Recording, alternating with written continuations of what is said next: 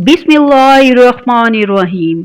शुरू अल्लाह के नाम से जो बड़ा मेहरबान नहायत रहम वाला है। मूसा बिन इस्माइल ने हमसे हदीस बयान की। उनको अबू अवाना ने खबर दी।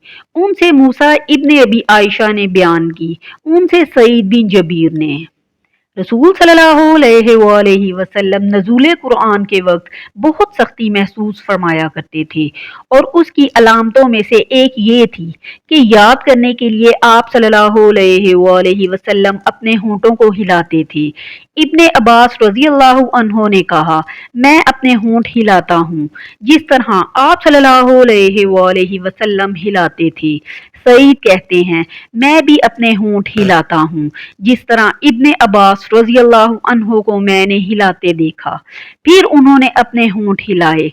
इब्ने अब्बास रजी अल्लाह अन्हो ने कहा, फिर ये आयत उतरी कि ए मोहम्मद, कुरान को जल्द जल्द याद करने के लिए अपनी जुबान ना हिलाओ, इसका जमा कर देना और पढ़ा देना हमारा जिम्मा है।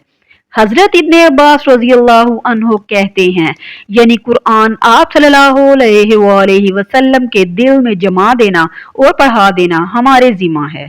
फिर जब हम पढ़ चुके तो इस पढ़े हुए की इत्तबा करो। इब्ने अब्बास रजी अल्लाह अन्हो फरमाते हैं, इसका मतलब ये है कि आप इसको खामोशी के साथ सुनते रहो, इसके बाद मतलब समझा देना हमारे जिम्मे है।